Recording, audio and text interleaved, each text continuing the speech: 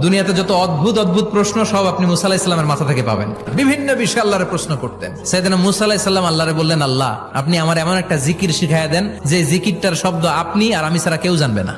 দিনে রাতে সব সময় এই জিকির আমি করব, আপনারে ডাকবো, কিন্তু শর্ত হলো এই জিকিরটা জানবে শুধু আপনি আর জানবো শুধু আমি। আল্লাহ বললেন, মুসা পড়ো লা ইলাহা ইল্লাল্লাহ। মুসা আলাইহিস সালাম কয়, মাবুদ এটা তো জাতীয় জিকির, সবাই জানে। আমি তো চাইছি এক্সেলেন্ট একটা জিকির, কারো কাছে নাই, শুধু আমি জানবো আর আমি পড়বো। আল্লাহ বললেন, মুসা এই লা ইলাহাকে যদি এক পাল্লায় রেখে দাও, তাম বিশ্ব, 7 আকাশ 7 জমিনটারে তুলে যদি তুমি আরেক পাল্লায় রেখে দাও, লা রাজাহাত কাফাতু লা ইলাহা ইল্লাল্লাহ, মুহূর্তের মধ্যে লা ইলাহার পাল্লা ভারী হয়ে যাবে।